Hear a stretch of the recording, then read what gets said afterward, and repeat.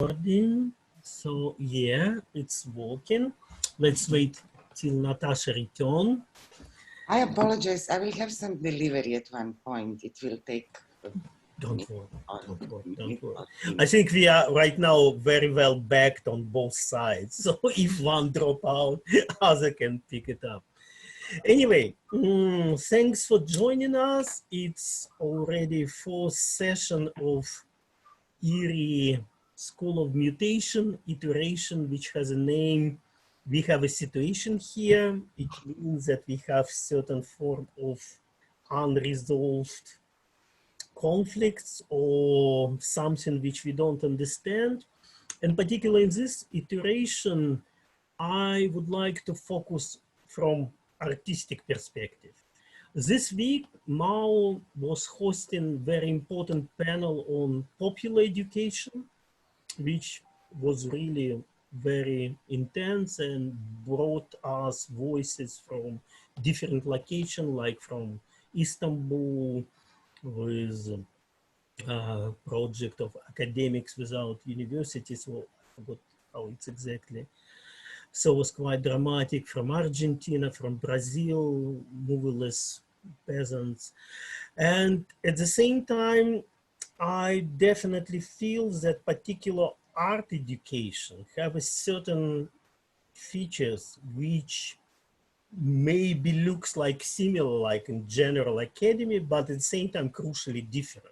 And right now that fusion between universities and art academies, for me, also quite big sign how this artistic subjectivity and knowledge production kind of incorporated in general academia knowledge. And yeah, we definitely discussed it many times before pandemic, but maybe now we could return to it too.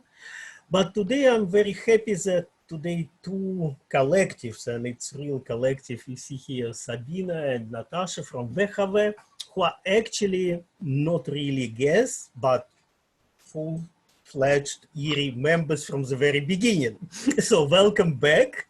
I'm very happy that you joining us. And when I was conceiving this series of assemblies or meetings, so yeah, it came into my mind that would be really very important to share our experiences in art education particular, and in different locations also far from the center. VHV Akademija is not in Vienna, is not in Berlin, is not in Amsterdam, is not in London or wherever, but it's in Zagreb, which might be part of EU, but at the same time quite special part of EU with its own histories and so on. Our School of Engaged Art is in St. Petersburg. Sometimes I like to speculate that Russia is not Europe. We have different opinions on it, but anyway, I guess it's really important that also the context for art education is drastically different, that centers which have certain kind of historical long tradition of art academies and contemporary art education. So I would suggest, as it was announced, that we make two presentations on history of our school, because we have general description, but maybe it's nice to hear in person what was your how to say, motivation to open the school, how it happened to life, maybe a little bit about its economy and position in local context, but then we'll speak about from Russian situation. But at the same time, after that, we'd like to focus how our approach to relation to education, to relation to participants of the school are changing through that distancing, through that kind of Zoom, through that practices of what we can do and what we gain out of it. Because some maybe people say that it's super kind of negative and depressive, but at the same time, it develops new skill, and I really would like to open up quite different approaches. So, Sabina, Natasha, floor is yours. I'm really looking forward to hear what you tell us, because we follow your academy. It's a bit younger than our project, but at the same time, I know it's quite different, but at the same time, I'm on the list and permanently carefully read information, what is happening from outside. So that would be nice to hear your personal evidence, so to say. Thank you. Thank you for inviting us.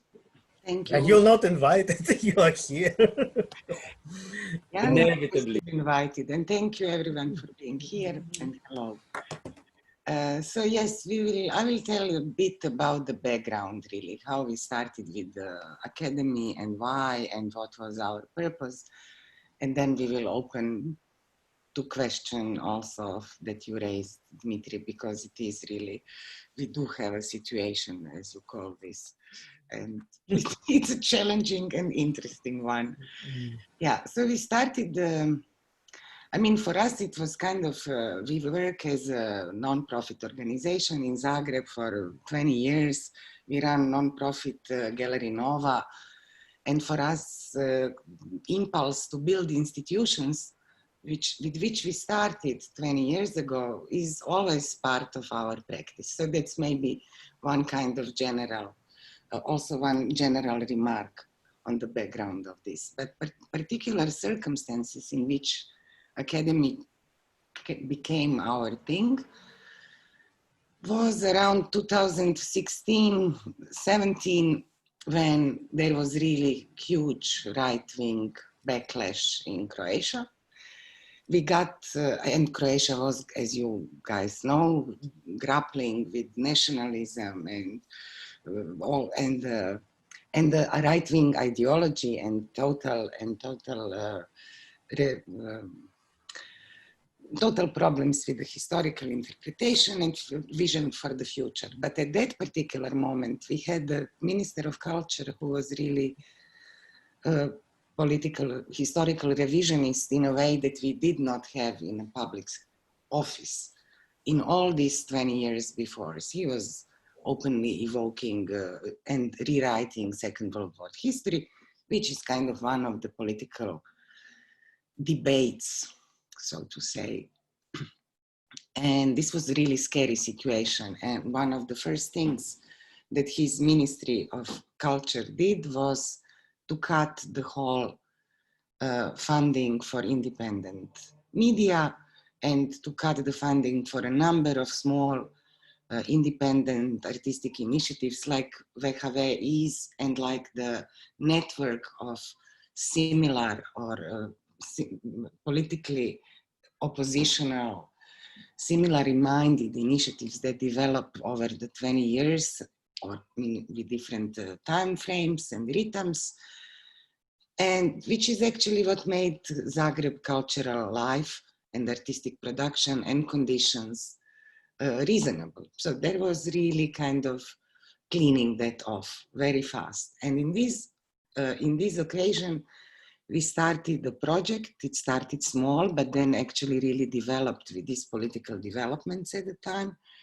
We started the project around the collection, contact collection of art, which is located in Vienna, not owned, but financed by Erste Bank, though it's actually independent. It's a foundation that is independent legally and cannot be used for financial gain. So it is in a public domain, the collection, but still how collection was developed from a sociological and economical point of view was together with the bank throughout the 90s in former Eastern Europe.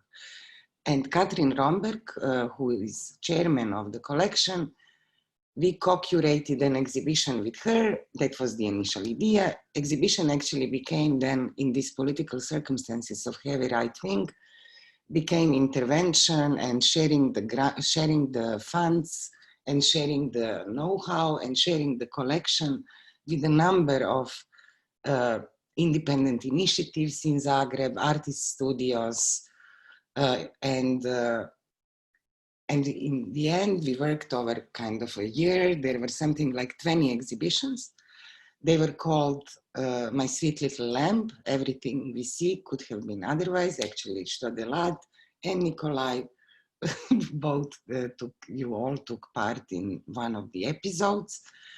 The exhibition then also traveled to London. We co-curated with Emily Pettick the show in the showroom in London.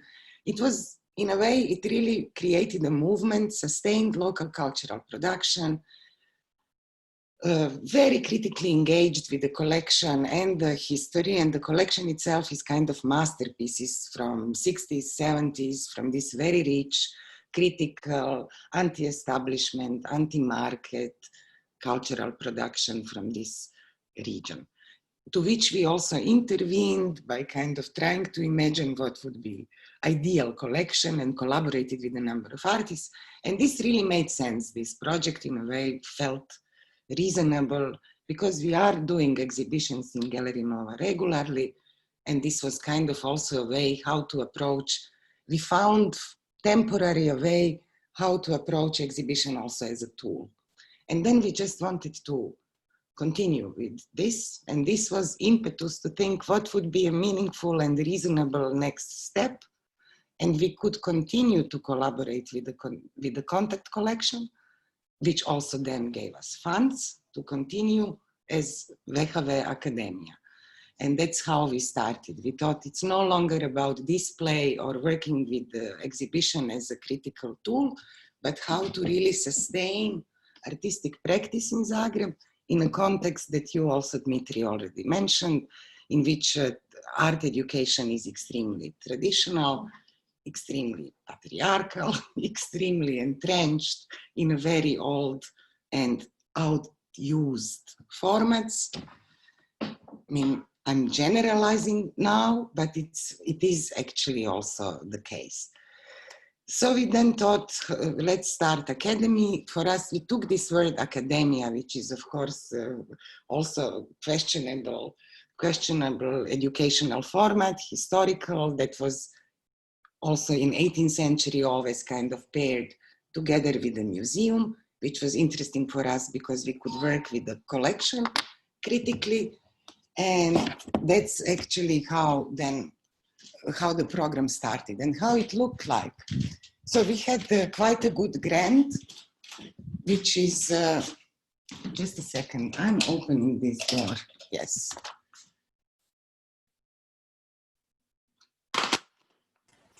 I like Zoom for that. Yeah, You get really this inside private life. This is really embarrassing. I apologize. I just couldn't control it. Yeah, you don't have to. Yes. It's really And belongs to the medium, you know?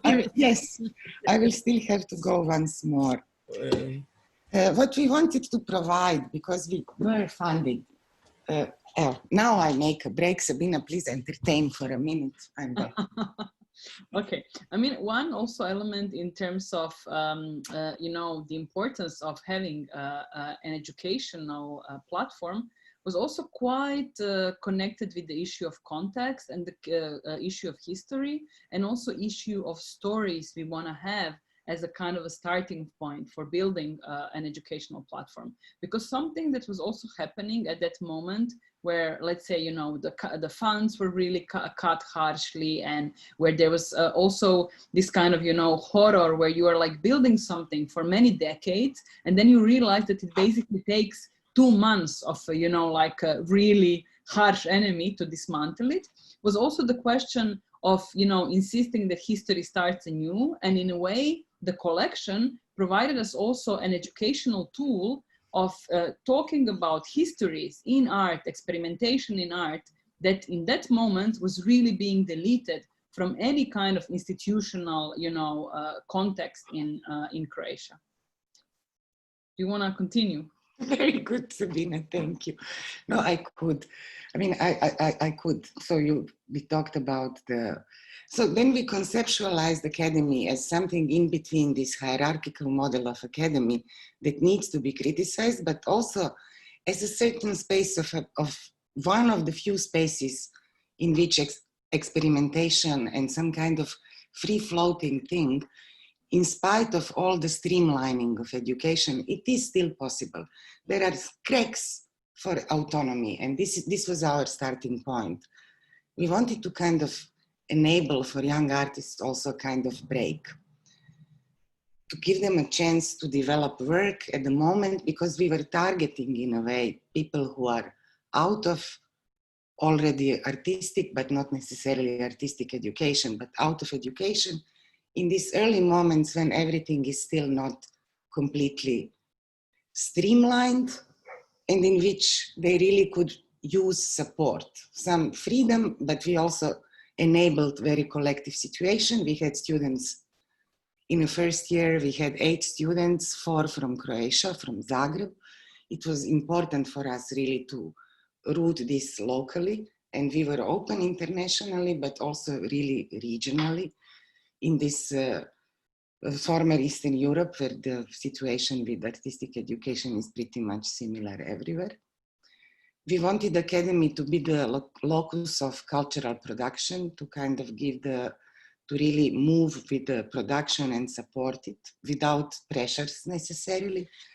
And we structured it that we had resident professors. And in the first year, these were Ben Kine and Tina Gverovic and Sanja Ivekovic. We provided the studio for the first year students. They were in a studio of David Maljkovic, who that year happened to be on a residency outside of Zagreb. And we invited 4 professors who would come for 2 weeks for intensives. And in the first year, and we are talking about 2018, we started in October 2018, and the program was until early June 2019 for 8 people, to whom we also funded their trip and their stay in Zagreb, and also gave them a little production. This project was funded through Contact Collection and also through Foundation for Arts initiatives. So we could kind of work in a pretty decent circumstances and provide this for students and participants. So we had these 2 weeks modules. In first year, these were Pierre Paul Blanc, Adam Šimčík, Wendelin von Oldenburg, and Račka Malkalon.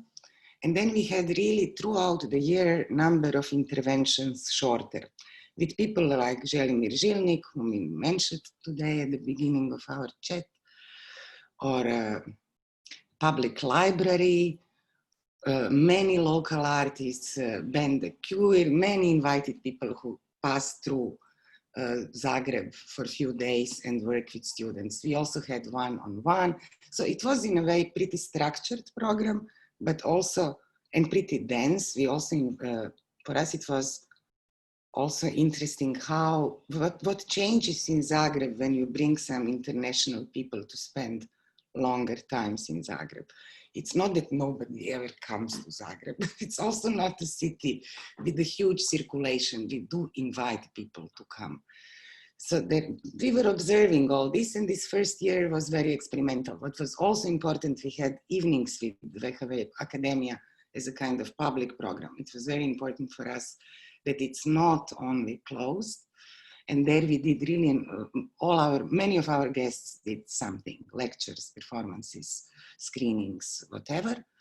And what was also important, but this was specific to first year, though this was our intention always, we produced actually 2 exhibitions with artists. And when I say exhibitions, they were in the exhibition format. They did take place in the gallery. So, and they were as such space of presentation and space of meeting and social space, open to the public space, confrontation with audience. One was one we curated, something like 4 months in the program, and it was called Midterm. And we did consider it as an exercise, but it was also an exercise that had to kind of, in a dialogue with Contact Collection, they developed works that are kind of going public. And the idea was they are not necessarily works. This processuality and collective process was something that was very important for us in this thing. And then they also did another exhibition. The second year, it was pretty different. I mean, this basic structure stayed the same, but second year, which just finished a month ago, was in some ways also different. Sabina, you pick up here, huh? Yeah, I mean, we thought it would be good maybe before we start musing about the uncertain future to also just share a little bit how did it work this year, you know, where somehow like midway, the circumstances changed so drastically. So this time we had 10 participants with us. I would like to mention their names, so I will just read them to make sure I don't forget anyone. Vlad Bratenau, Dante Bu, Tim Dožić, Bianca Hisse, Neža Knez, Jolanta Novatsky, Gajša Madanova, Ekaterina Murmotseva, Maria Luisa Sanin Peña, and Ivana Tkalčić. So this time it was more international, only 2 people from Zagreb, and everyone else was really coming from like different sides of the world. This time it was also less regional, so we also had people coming from Colombia and overseas, and you know, it was kind of a bit of a different dynamics. And this time it was David Maljković and Kate Sutton who were working with them as kind of resident professors, as well as Sanja Iveković. And again, we had this format that we planned with these intensives, and we managed, in fact, to make some of them happen.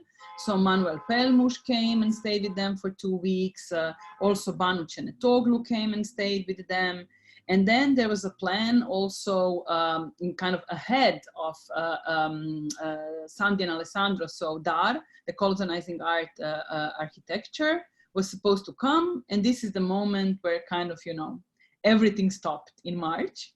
I also have to mention that at the beginning of lockdown, Zagreb also had a quite heavy earthquake.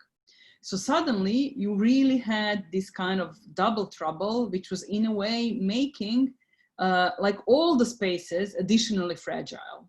So, you know, we also lost our office, which was being used as a studio for the participants, because it was damaged. Also, some of them had damaged houses.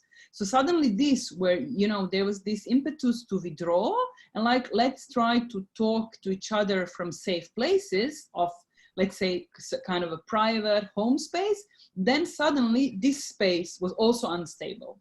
So it was a really heavy situation, and also something that very much changed the position of VHV as someone who is a host, who is taking care. And I also think it also very much changed the dynamics within the group, because, you know, suddenly it was a situation where everybody had to rely on each other in a very different way.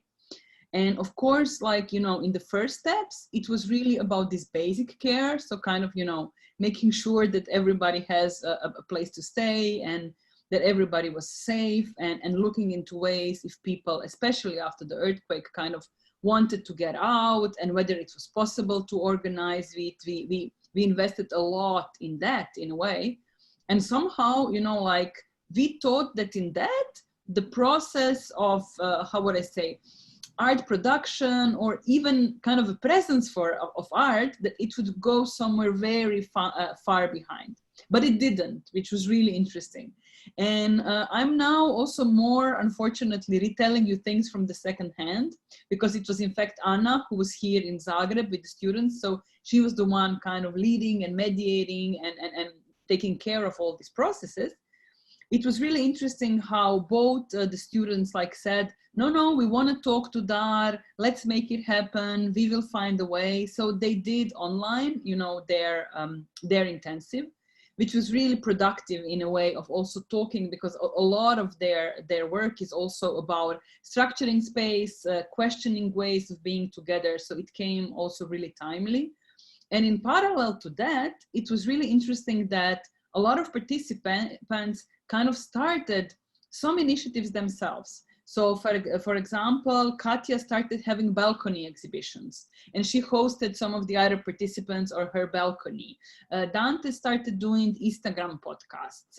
With the earthquake, which happened on Vlad's 33rd birthday, he did beautiful kind of public space intervention with these like leftovers of the earthquake, which were so kind of, you know, in a fragile way present as this tangible wound of the city in the space. Neža did a poster project. There was really a lot, you know, kind of initiative of themselves in terms of we need to continue working. Like, you know, if this withdrawal is complete, of course, many of them could not go back home. Some of them wanted, some didn't, but for a while it was also really impossible. And this is when we decided that, you know, despite all, we will somehow try to continue. And I think this was a very, you know, kind of, how would I say, it was a risky move, with completely unpredictable, in a way, both dynamics and outcomes, because we couldn't know how it will work. So one element that did happen is David Majkovic had a solo exhibition in the museum in Rijeka. They were supposed to go there, have a workshop, work with him. He was also doing an intervention in the museum's collection. And then in communication with David, they decided to do their interventions in the collection online. So this was also one of the processes where somehow they had kind of a guided production. And the other line, which was also really important, was the one that Anna was leading. She had a model which was called Conversation About Trees.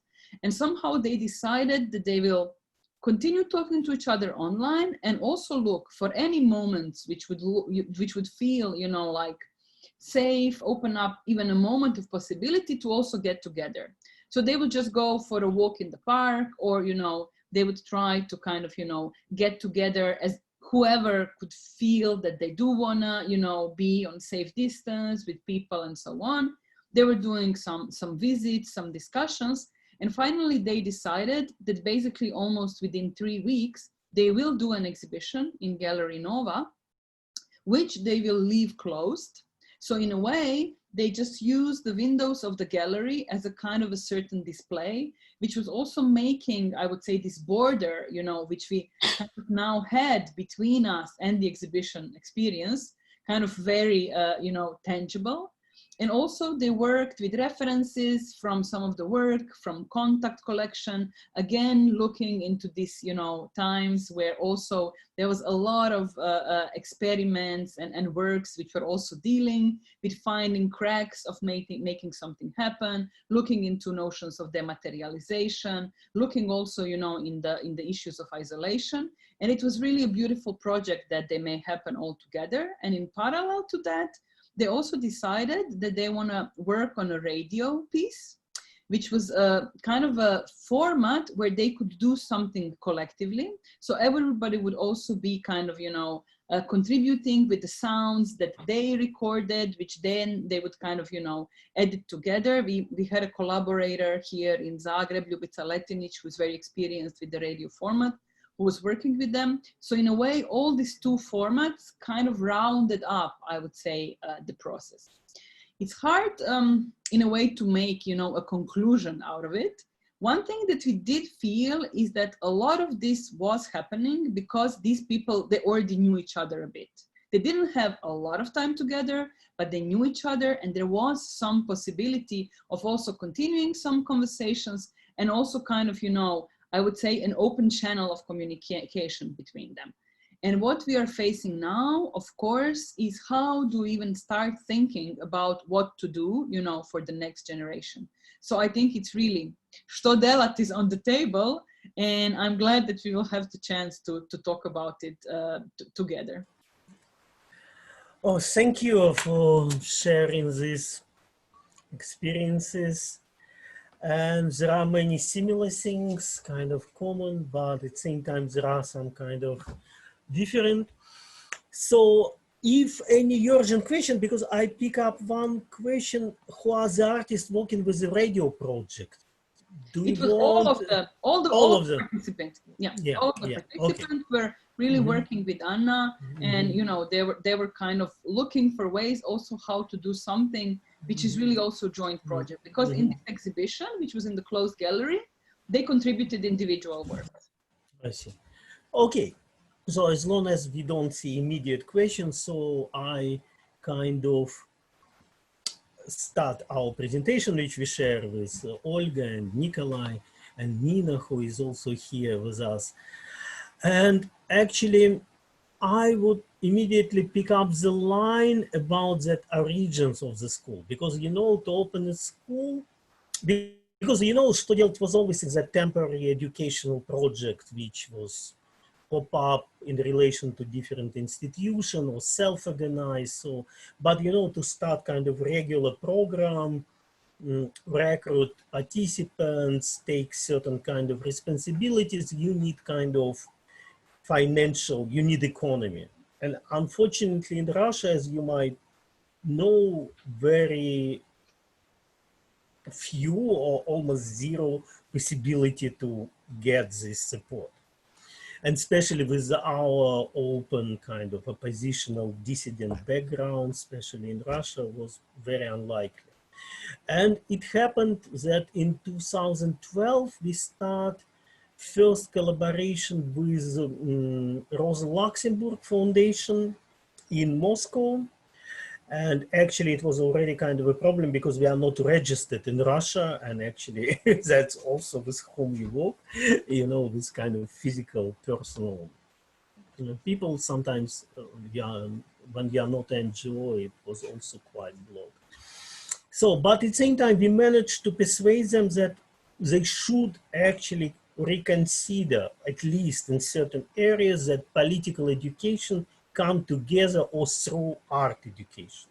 So that was our point, and we managed somehow to win the support and then come up with the idea of the school, but it partly explained quite serious political focus, which we, like your focus was in relation with the contact collection, with kind of art, which was kind of dissident art. Art was out of presence in your local kind of histories, which was super important to bring about. But for us, we start from very kind of direct, urgent need to form the completely apolitical artistic milieu to bring them a little bit political injection. So art has to deal with certain kind of issues which are very dramatically developed, in particular in Russian situation after 2012. You all remember Pussy riots and all first wave of repression in Russia. So that was for us the task, and actually we managed to win that support, which was quite okay. So we also managed to provide travel grants so people can come. It was model structure, a little bit like Dutch Art Institute. So 1 week in a month, super intense from morning till late night. So that was kind of beginning of the school.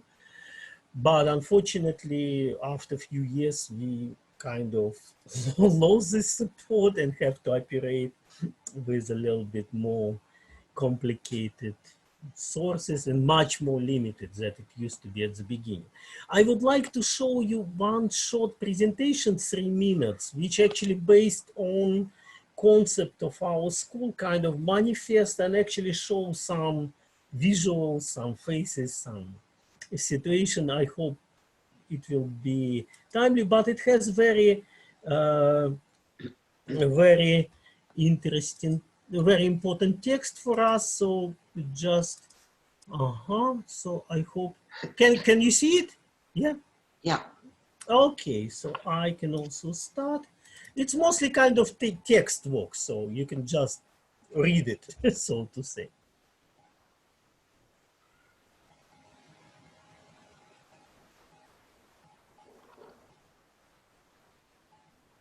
Dima is too fast. It's okay, it's how it's done. You have to stop it once in a while.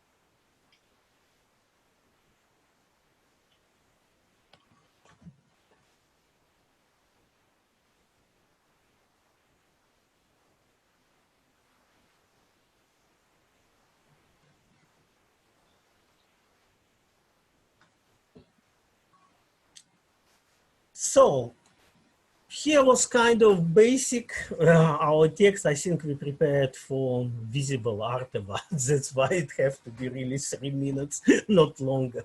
Maybe, sorry, it was too quick, might be.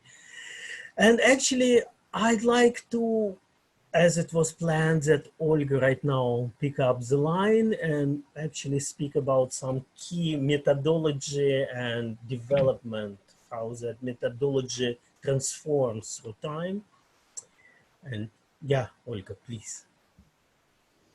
Okay, thank you. Yeah. So when we started our school, it was in 2013. To be honest, we didn't have any program. We didn't have any method. But our desire to do the school was prepared by our previous artistic work. And friendly to say, for the beginning, we have just several ideas about our future school.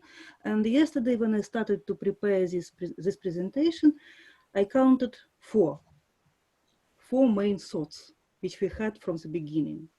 First of all, it was the idea of collectivity, because we are the group, and at that time we were already old group, and we spent together, we were working together and love each other more than 10 years already.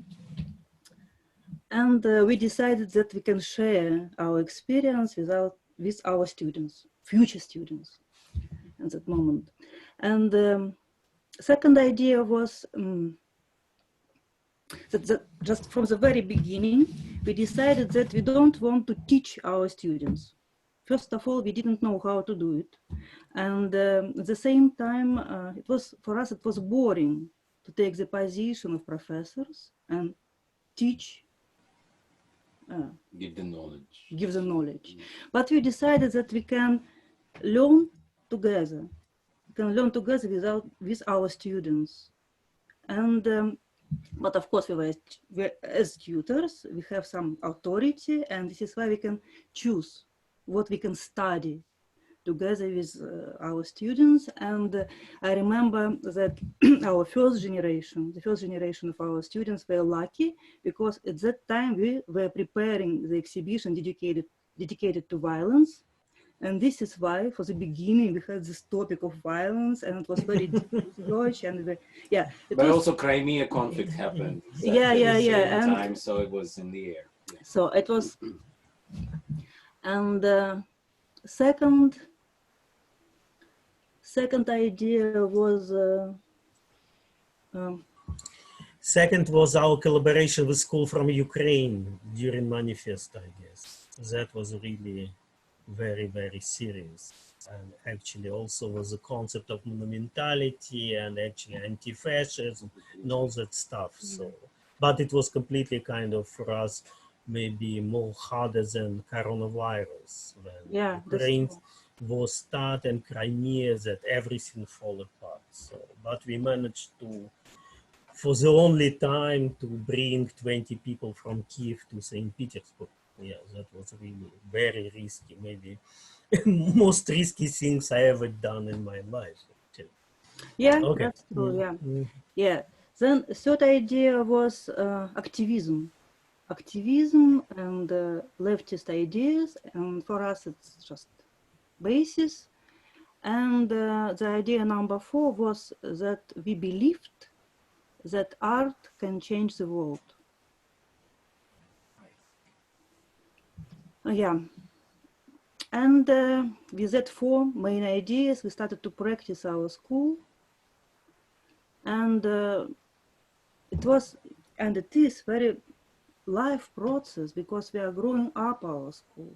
We are developing our method, and we are practicing, and it lasts already 7 years. And now we have already 4 generations of our students, and every generation is different, and this is why our school is always different, and we are practicing without stop. But then pandemic came, and now we have time to realize what we are doing, what we are practicing. And we must do it because all of the elements of our method now pandemic put under the question. And now we need to consider every element, every moment, everything. We have to consider from the very, very beginning. And for example, if we take the most important thing, it's collectivity, yeah, for example. And of course, during that 7 years, we created kind of method how to create collectivity in our school. Body and stuff. Okay, yeah. First element, the most important one, is collective body.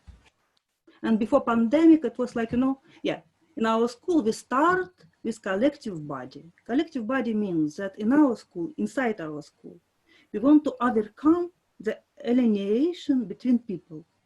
So we decided that we don't want to be afraid by each other. We want to listen and hear. We want to look and see, we want to touch each other. It was an idea. And of course, it is a kind of metaphor, but in our group, we have Nina Gasteva. She's on the screen, you can see her. And she is dance artist, she is choreographer, she is a member of our group, she is a tutor of our school, and she has her own unique method how to create this collective body. And I should say that it works. I mean, it worked before pandemic, because now we don't know what does it mean, collective body. Do we need it? Or what kind of collective body? And what does it mean to touch each other in the time of the social distance? But Nina told me, no, sometimes I take part in her practice by Zoom, through Zoom. They create something, I don't know what, but she's very inspired by this practice, and maybe after this presentation, she can tell something. She can share with us. But it's something really new, because it's just growing up right now. But we don't know how we will use it, but it's Nina. And second element, which we consider as very important, the result. In our school, we think that result is very important thing. Of course, process is important, yeah, but that's obvious for our school. But the result is important as well, because result brings very special type of discipline, because discipline in our school goes not from us, not from tutors, but from common necessity. And when we are doing something common, we have this common space when everyone is important, but connection between us even more important, and we are doing something together. Our students, and it's kind of space in between us. And of course, the result usually connected with deadline, this magic thing. Yeah, and of course, when you are doing something alone, for you, it can be very stressful deadline, yeah? But when you are doing something together in the collective, it can bring very special type of concentration. When you can overcome your loneliness, thank you, loneliness. And procrastination. Procrastination as well, a lot of things. And I believe that we will keep it in the future. If we will have it, of course, we'll. No, I guess it's very useful, yeah. And the third element is elected theory, anti-fascism, action. No, that's the third one. No. Third one is sorry, no. Wait a second. It's a care. Care. Yeah, of course, it's the hottest word now, yeah. And thanks to pandemic, we understand that we practice care from the very beginning of our school, because of course now we know that if we can generalize, we have two types of care. First care is patronizing care. If, for example, I'm older and wiser, and I can give you what you need, and of course I know better than you what you need, yeah, and I give you, and you have to be happy and thankful. thankful for, yeah, grateful for me, yeah. That's pretty typical type of care. And in Russia, we usually use this type. But there is another type, which is based on an empathy and horizontal connection to each other. And the first step here is, I see you and I understand that you exist, that you're alive. And I know that you need something, but I am waiting when you ask me, and I give you what you ask, exactly what you ask, you know, and I can wait. I can waste my time, you know, because I'm waiting. And that's another type of care. And we try to practice this type of care in our school. And I can give you a very simple example. Very simple. But in our school, we have a rule that we never speak simultaneously. We are speaking just one by one. Of course, sometimes we interrupt each other, you know, we are normal, but that's a rule. And it's very simple. You can say it's just nothing, but in Russia, it is not rooted in the culture, because usually everybody speaks like this, blah, blah, blah, blah, blah, and it means that if you speak faster and louder, you are right. That's very simple. But in our school, we try to create a situation when if even you have very, very weak voice, if you are like a mouse, if even you are telling something really boring, you can be confident that all people will listen you and try to understand what do you mean, you know. That's atmosphere in our school, and I'm proud that we have it. We try to keep it. Of course, it takes a lot of efforts, no, I mean, concentration, but we try to keep it. And of course, when you have Zoom, yeah, it's kind of discipline, right? Because here it's like etiquette. We are speaking one by one. Ethics, sorry. Speak one by one, but at the same time, I see another problem, because sometimes it's pretty difficult to see that, to understand that black squares are alive, you know? So behind that black squares, there is some person. There is some person, and I guess that it's kind of lesson, exercise for imagination, but we can try to. And the new type of equality. Of course, in our school, we try to keep equality, you know, we are equal. But at the same time, it's not something flat, because all of us has our own experiences, privileges. Yes, privileges. Because, of course, we, что делать, group, tutors, we are older, and we have very strong experience, no? And our experience is our privilege. But our young comrades, they're young. And before pandemic, it meant that everything is a future for them. Yeah, but now they have another privilege. They are young, and it means that they are more protected from virus. So they are stronger, and we are fragile. It's Nina's idea, and just quoting her. Yeah, but that's true, you know, we can create kind of new type of equality. Balance. So guys, balance. No, okay. Now I'm going to stop, because we can go deeper and deeper and deeper, but that's just what I wanted to say. Thank you. Okay, thank you, Olga. Is anyone from our Nico, Nina would like to add something on processes or? Always perfect. Maybe one historical input, because our school was based in the middle of nowhere, basically. We have some referential educational projects that are off Academy, because the Academy of Contemporary Art doesn't exist in Russia ever since and until now. This is important to underline. In Zagreb, you have an educational platform for people to access to study and to become a contemporary artist with the facilities, with and stuff like that. In Russia, it didn't happen until now. The only academy we have is the academy that teaches people to paint a huge oil paintings. That's it. Punto. Punto. Unique situation in the world. Everywhere else, there are academies.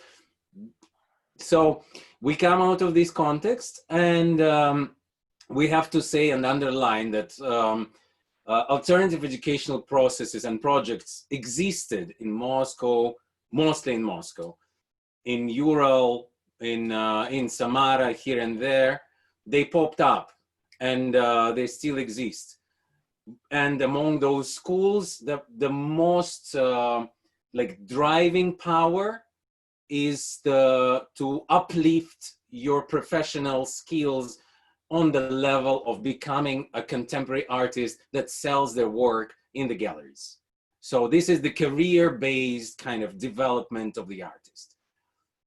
There are several more complex and complicated alternative educational processes and projects, such as, for example, Baza, made by Anatoly Osmolovsky and Dmitry Gudov, and IPSI, that was initially based in the former artist workshop belonged to Kabakov, and then it became the Institute for Contemporary Arts, quite informal, and Stas Shuripa is leading it now.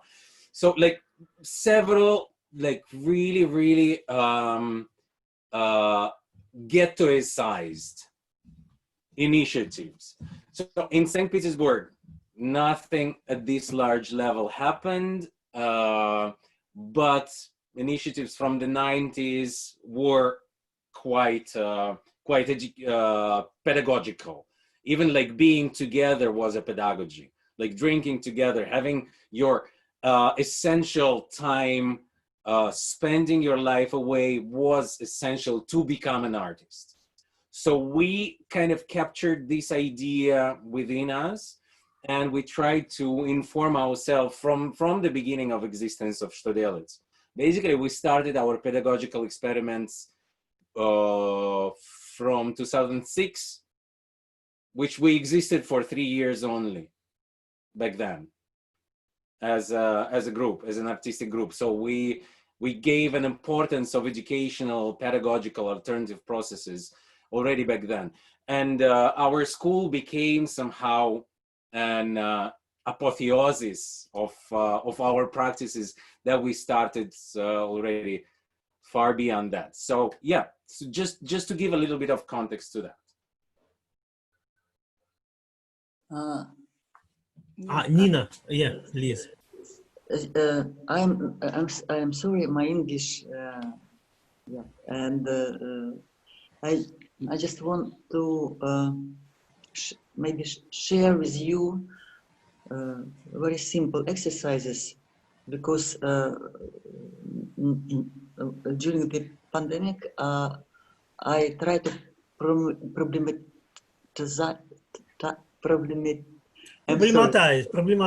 Yeah, I'm sorry. Zoom, like the tool in educational process, how it's working and how we can create the new meaning, to put new meaning of collective body and so empathy, how it's happened in Zoom. How it's working, how we can to change the situation, make maybe more intimate,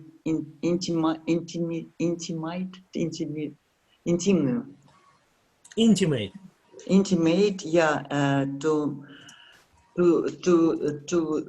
change the distance between us and and it was a very interesting and crazy process to make Zoom crazy with us, to make Zoom to put in Zoom more volume, maybe liquid.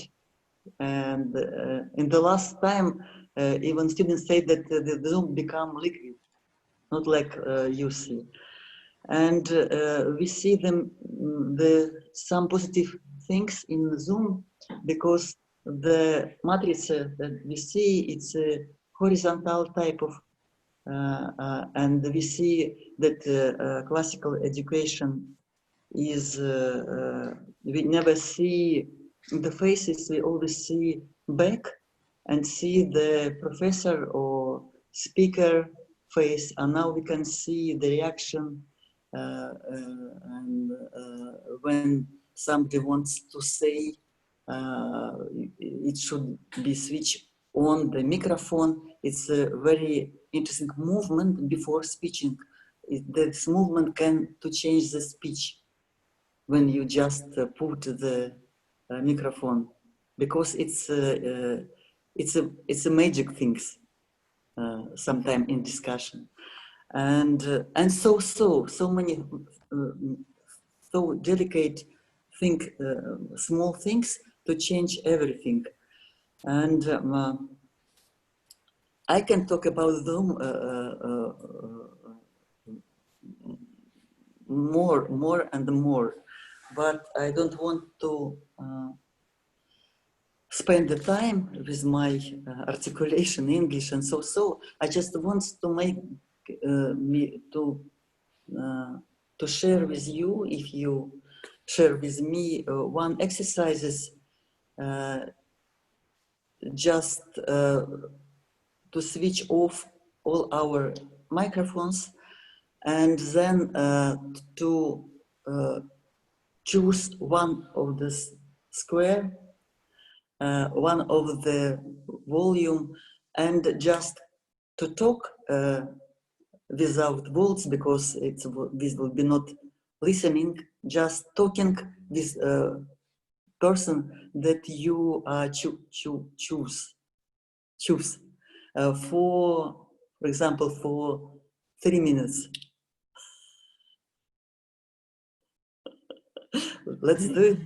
Okay, let's try. Switch over the microphone, everybody, and choose the person and talk with her. It can be together, it doesn't matter. It's up 3 minutes, okay?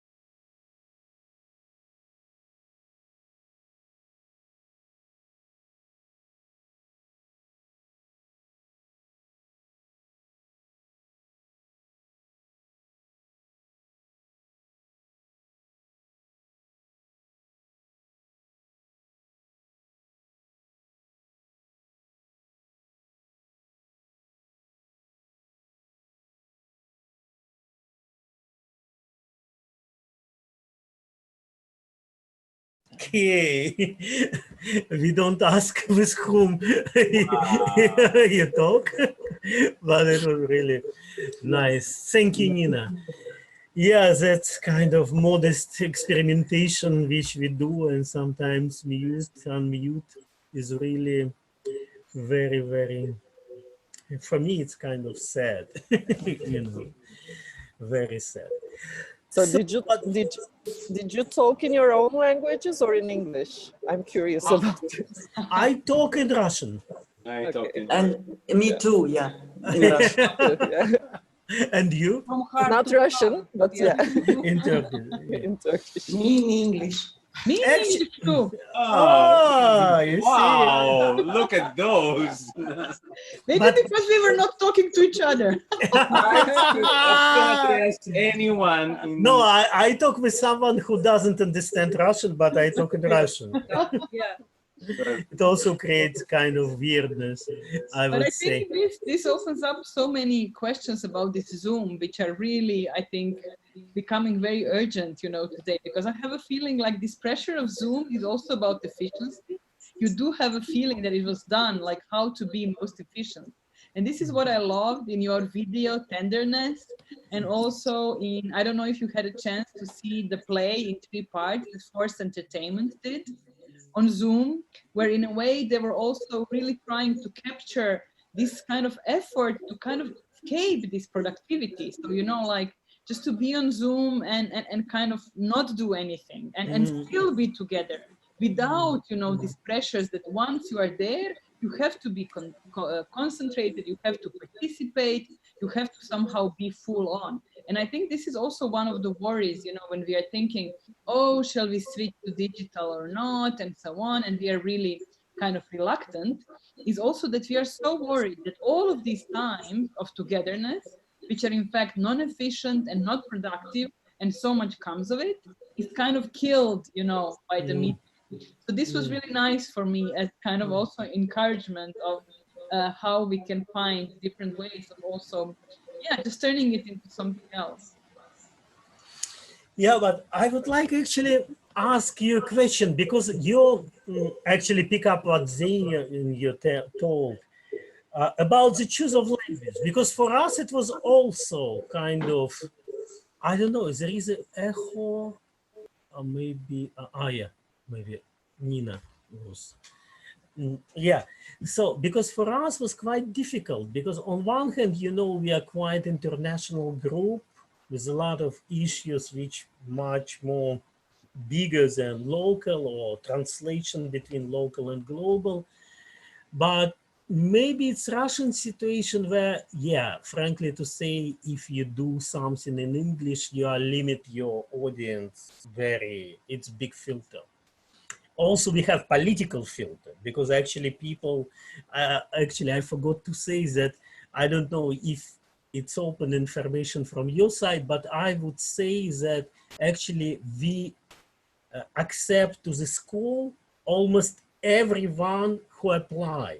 Of course, there are some trash applications, so people don't really think about it, but those who really committed to write motivation letter to that kind of leftist freaks, you know, they were kind of automatically accepted. It was always exactly the number, how many we could bring in. Usually we take 20, 25 people. And in 6 million cities, in bigger country, we can hardly find more people, you know? Actually, when we have actually more external with the travel grant application, we get more kind of possibility of selection.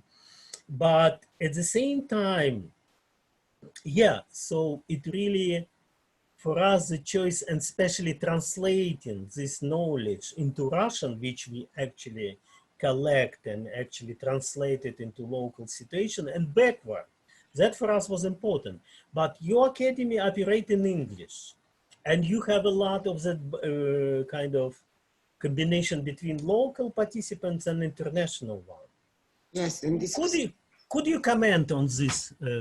Yeah. This was very clear to us that we had to build international context, and not only it is political imperative for us to work internationally, and then language is the very convenient language, the same like Zoom is a convenient tool.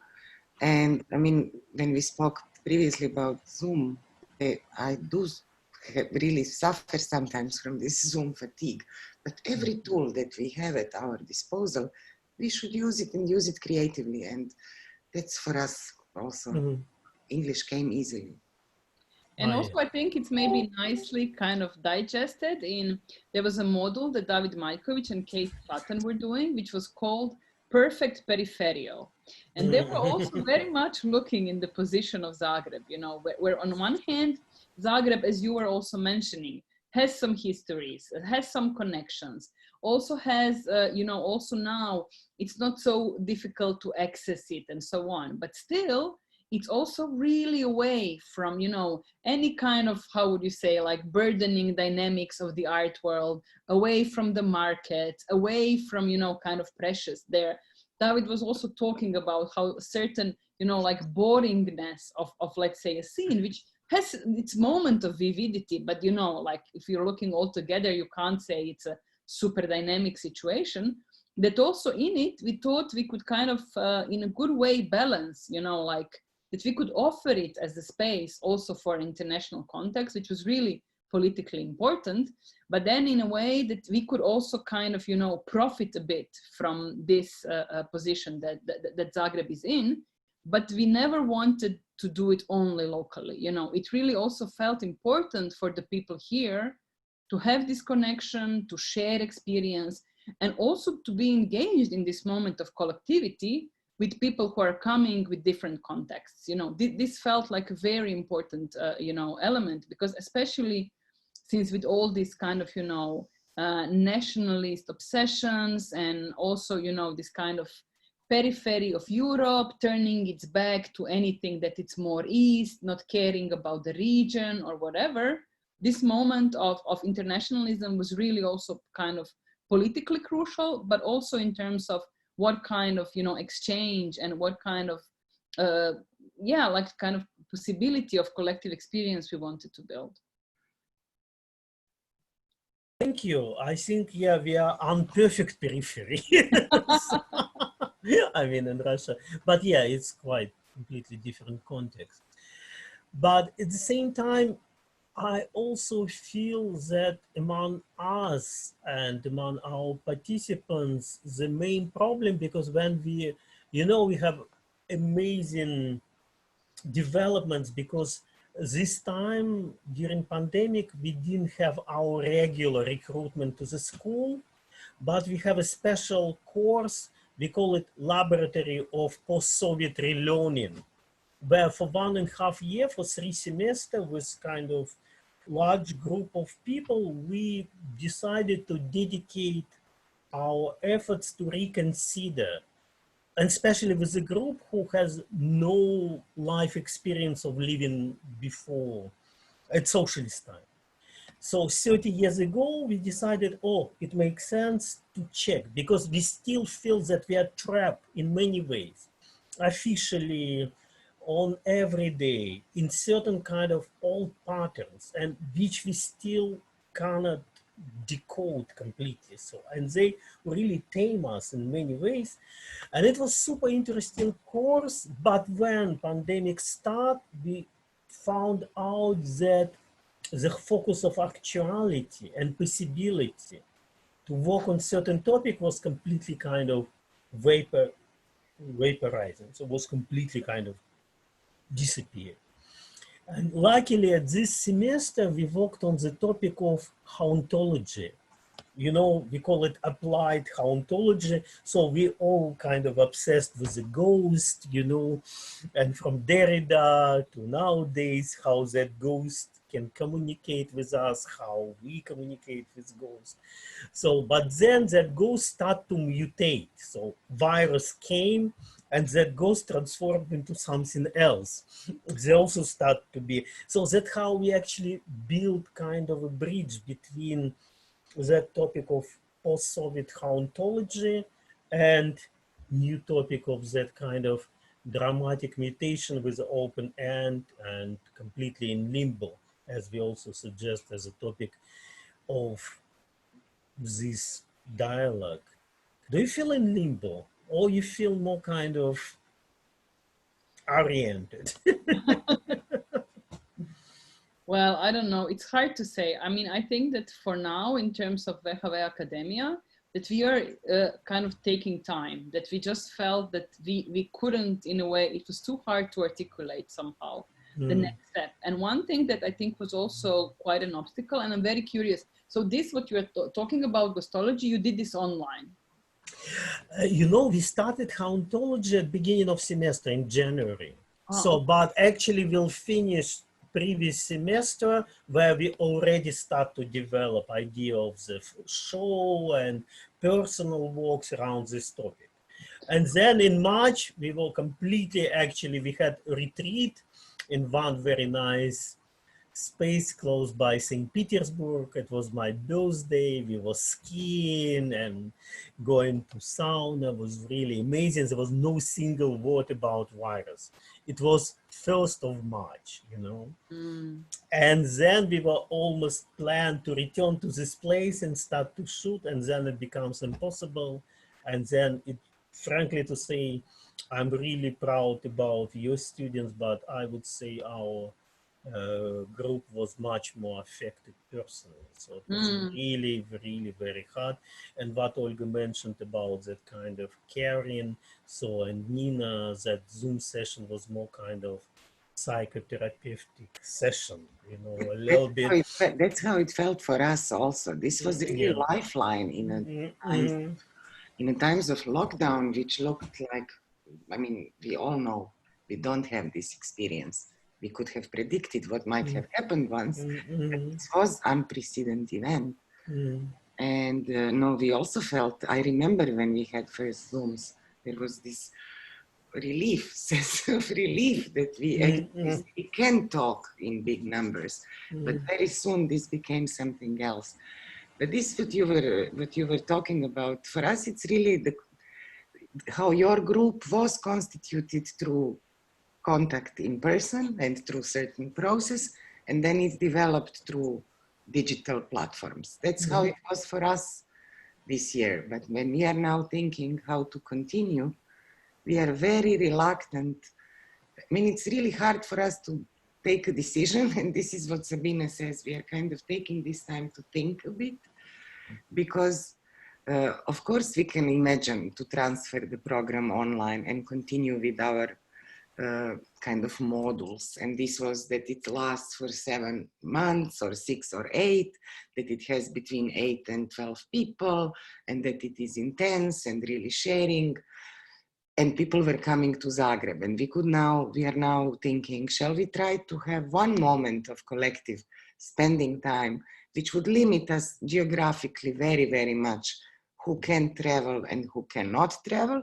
And it also, it's even when you talk about Europe, even European Union, absolutely nothing is given. Borders were closed, they could be closed again.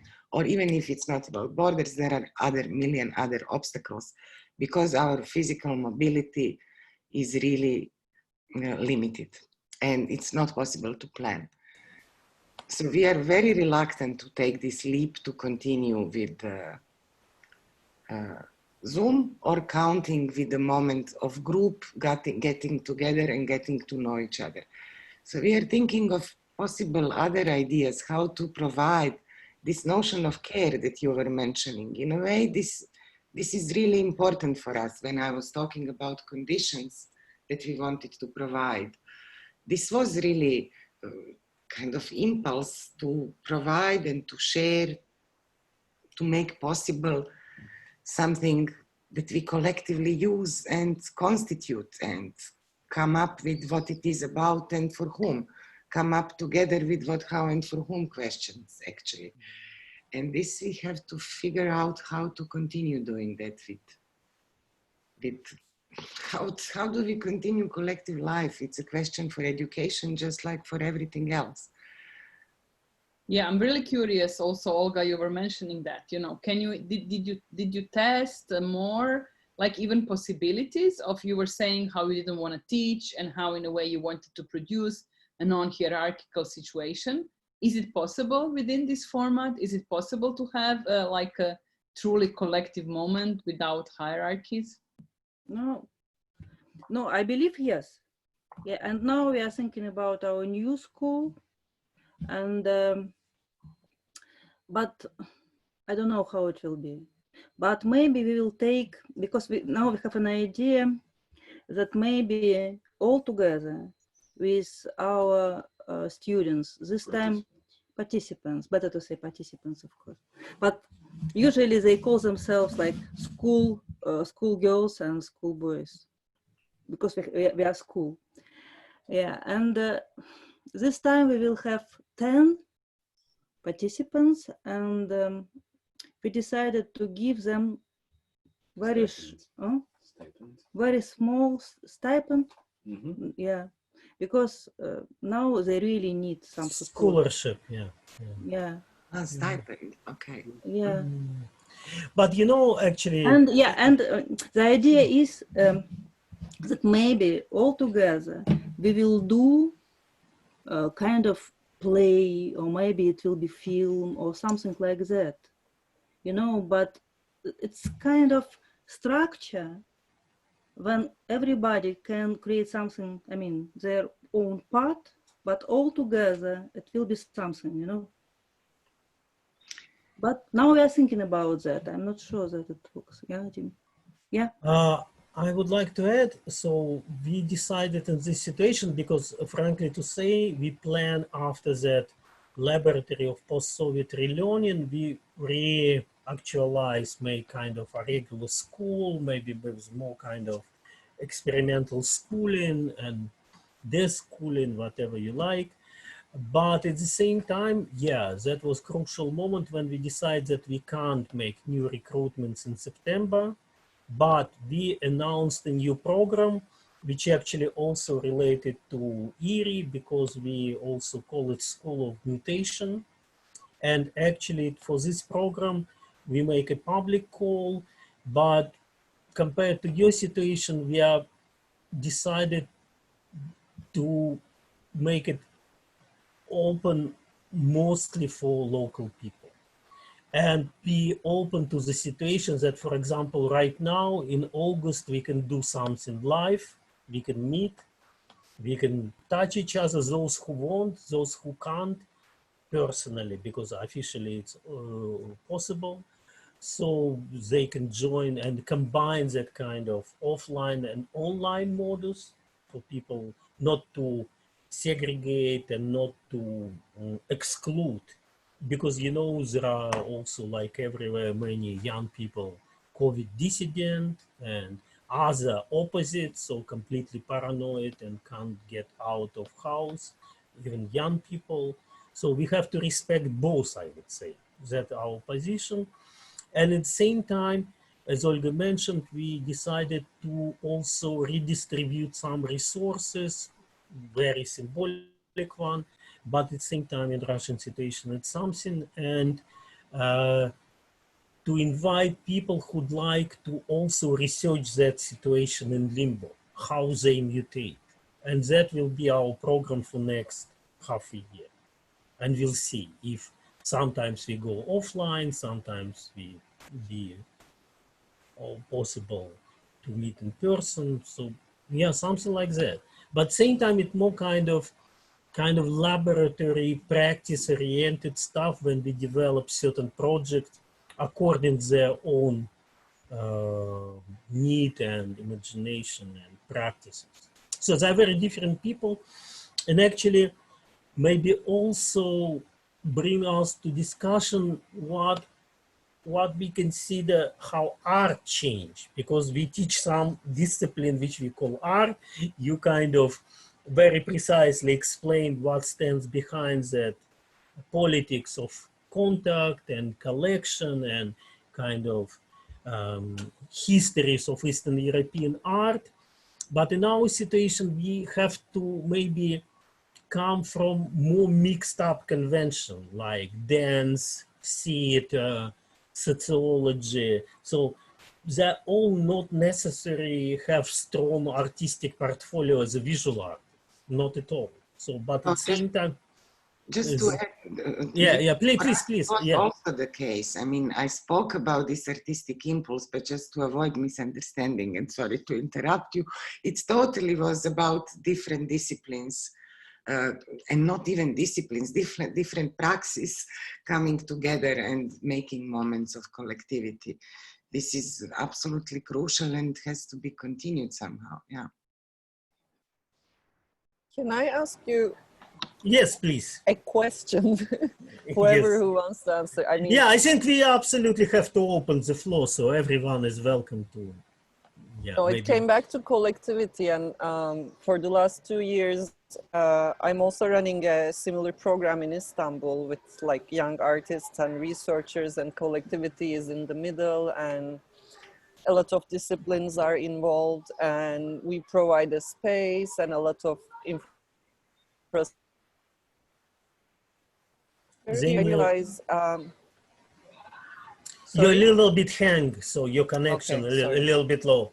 Maybe Okay, you I'm sorry. just speak without video. Okay. Sometimes it helps, yeah. Okay. Mm-hmm. Yeah, and I realized between the two groups, like first one connected really well and something created, as we can call, a collective body. But the second year, like whatever we did, they couldn't connect.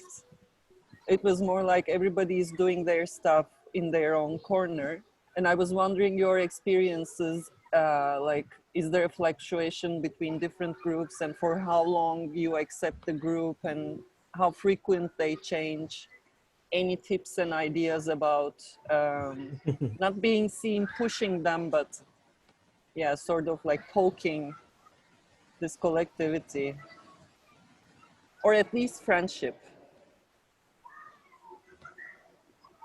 You'd like Sabina to comment? Yeah, I mean, we only had two kind of generations until now, and they were very, very different, really very, very different. And it was interesting for us because, you know, of course, there were different guests and contributors in terms of, you know, like input and so on, but still a lot of parameters were very similar, you know, in terms of the structure they were given, also a little stipendium, support, international group, and so on. And I think in a way that, you know, this is also, I think, maybe the beauty of collective experience, that in a way it doesn't work, you know, mathematically. So in a way you also just have these personalities which are also giving up then something, and this surplus that is being built out of that in a way just becomes something that, you know, that you can't expect. So in a way, you know, the first group was much more, I would say, questioning, with some reluctancy to produce, with also wanting to engage in a lot of discussions about, you know, the position of them within the process, their position in the art, and so on. And the other group, as you know, I also, that's why I wanted to mention how it worked during the lockdown and the earthquake. They just really wanted to produce art, you know, and they were looking for all possible ways, you know, and I feel that in a way we offered them very similar, you know, kind of conditions, but in a way the reaction was very different. So I think that in a way that's also maybe, you know, the good side of the whole experience, that in a way it's also always something completely else. And I don't know, I think that something that is also worrying a bit is that I think also all of that also develops in this collective time together, you know, also learning from each other, talking to each other, and so on. And also what is also our worry, as Natasha was mentioning, you know, like, yes, we can probably do it online in terms of, you know, to check the boxes and so on. But how does this surplus develop, you know, the moment we turn off Zoom? How does this happen? And this is, I think, something that is kind of a big question mark for us.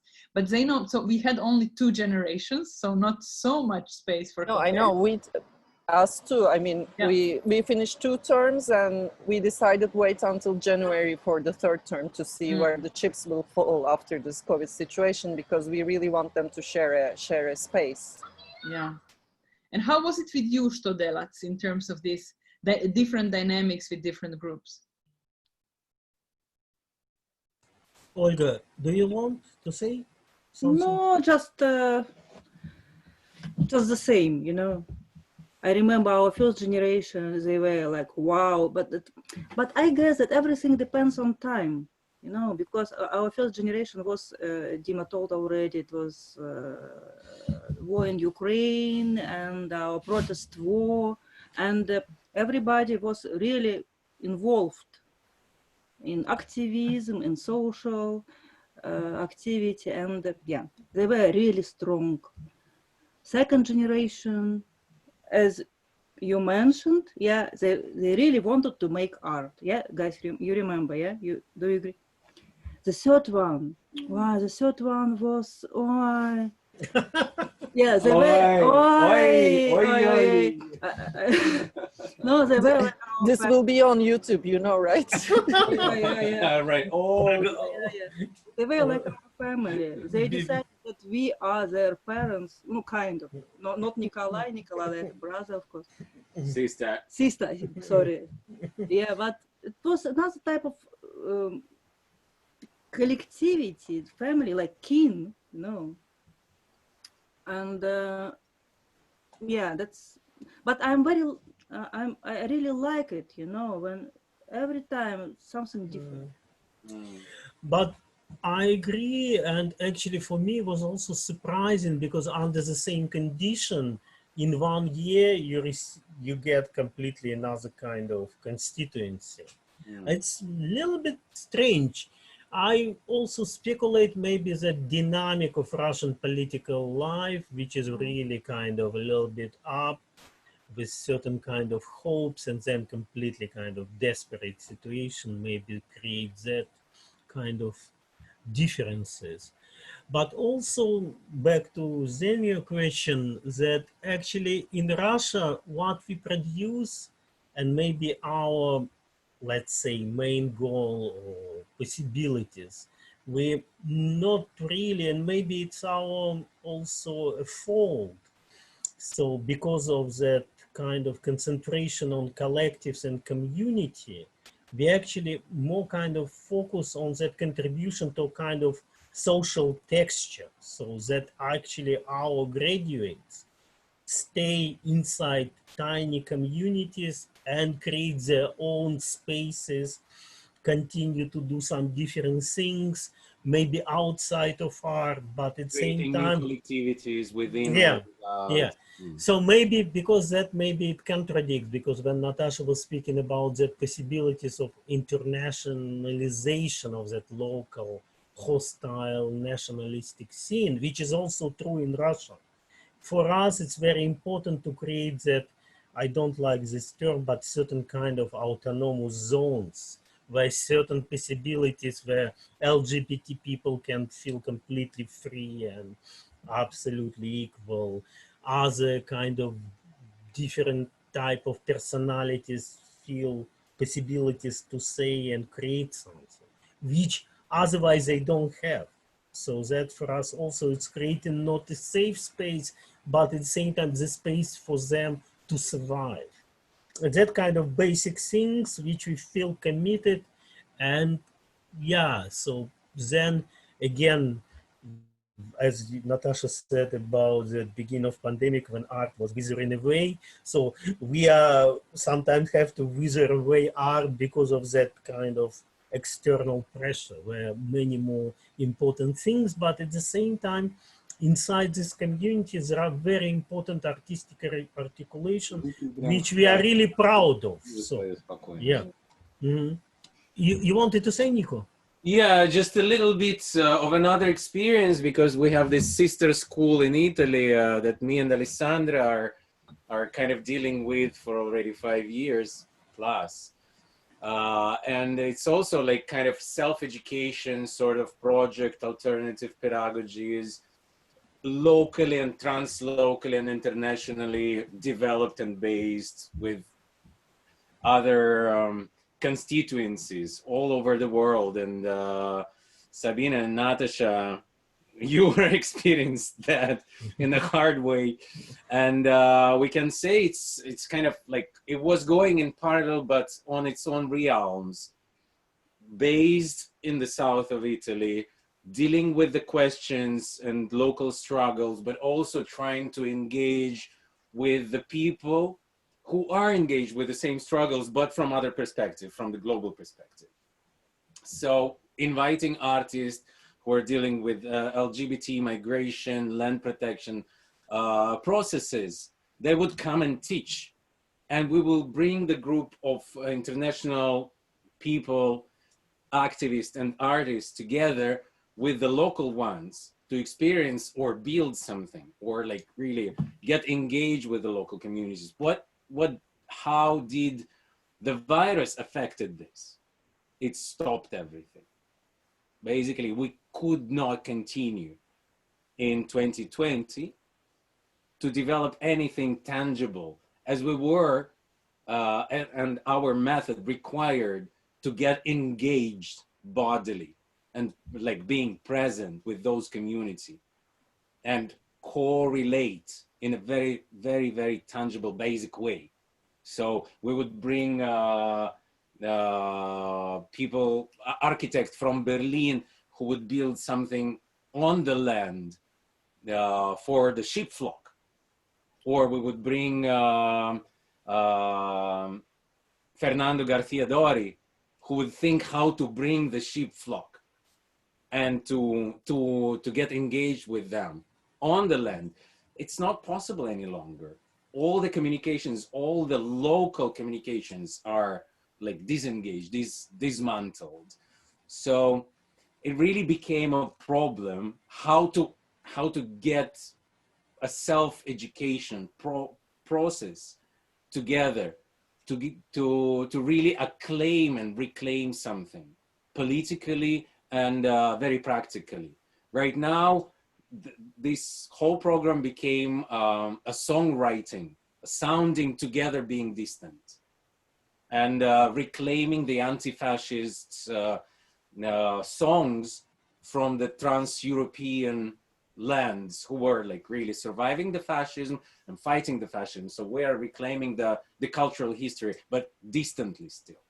So this is the only kind of escape for us to continue our program, to be kind of dedicated still to our basic kind of needs of reclaiming anti-fascism right now at the moment that that not only pandemic, the fascism is still happening.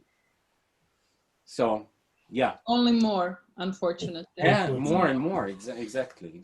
Yeah. I mean, at Mao's session, the invited friend from Istanbul didn't mention, but actually they were working on some sort of an educational model for Turkish imprisoned students, that they don't need an instructor, but you just send some materials and they can do it grouping, regrouping, and study together. I was finding that very inspirational, and like you can sort of adapt to the COVID situation as well. Like, is there a possibility when there is no instructors, you can still like just show the guidelines and let people do it themselves?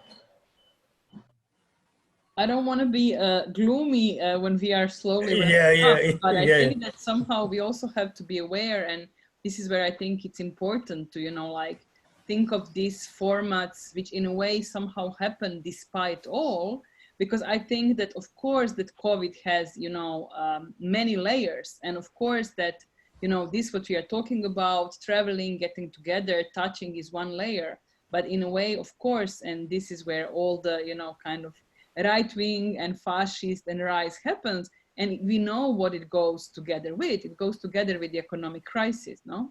And I think this economic crisis is also harshly influencing, you know, the working circumstances, both of any of us trying to make something happen, but also people who want to be part of these endeavors, you know. Mm-hmm. I was just listening, and it's all somehow, you know, like really basic, but I was listening the other day to a nice, very simple lecture, which was kind of reminding what does even, you know, like public education means in terms of the, at least an attempt of egalitarian position of a pupil, even, you know, in primary school. And now you have the situation like, do they own a computer? Do they have their own room? Can their parents help them? So on. And all of this in a way, of course, with the economic decline, we will only go, I mean, I think, unfortunately, in a more complex and more difficult situation.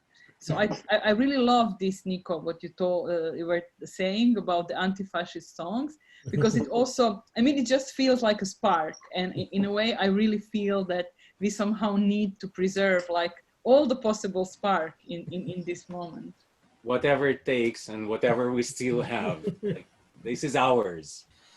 Yeah, that's quite, yeah, how to say, inspiring. So, and last hope to keep the spark. You know, in Russian there is such expression, so, хранить огонь or хранить искру, to keep the spark. So, yeah, we hope that we keep the spark. So we actually try to limit our session through that ecology of the Zoom for 2 hours, not more. Yeah, maybe some more questions from our limited audience, because we have really kind of old friends talk, and maybe something a little bit hermetic, because we actually pick it up more easily because we know the stories and histories. Any more? I check chat. No, I don't think here something. Yeah, anyone want to say something? Or we Unless Nico wants to sing. Aha, Nico. Today, actually, with Arkady Kots, with my band, we have an enormous celebration because one of our songs reached 100,000 views on YouTube. Just because of the Belarusian situation, because everyone in Belarus sings our song.